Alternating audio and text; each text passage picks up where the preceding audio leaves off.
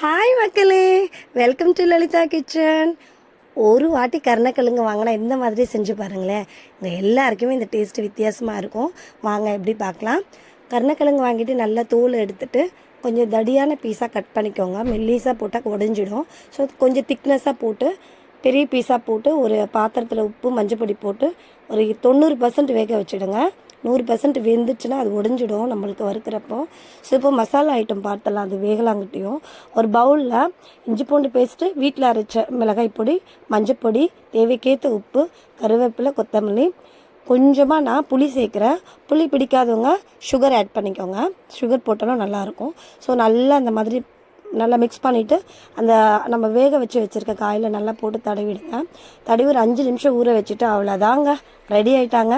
இப்போது ஒரு பேனில் எண்ணெய் ஊற்றிட்டு நம்ம இந்த மசாலா போட்டுக்க கிழங்க போட்டு நல்லா நம்ம 65 எல்லாம் நார்மலாக கறி வறுக்கிற மாதிரி நம்ம எண்ணெய் ஊற்றி நல்லா 2 பக்கமும் போட்டு திருப்பிட்டு நல்லா ரோஸ்ட் ஆனதுக்கப்புறமா எடுக்கணும்.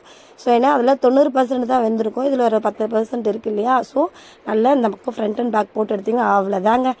வேறு லெவல் கருணக்கிழங்குங்க. கண்டிப்பாக ட்ரை பண்ணுங்கள், எல்லாருக்குமே பிடிக்கும் மக்களே. நன்றி, வணக்கம். முடிஞ்சால் ஒரு லைக் போட்டுருங்க.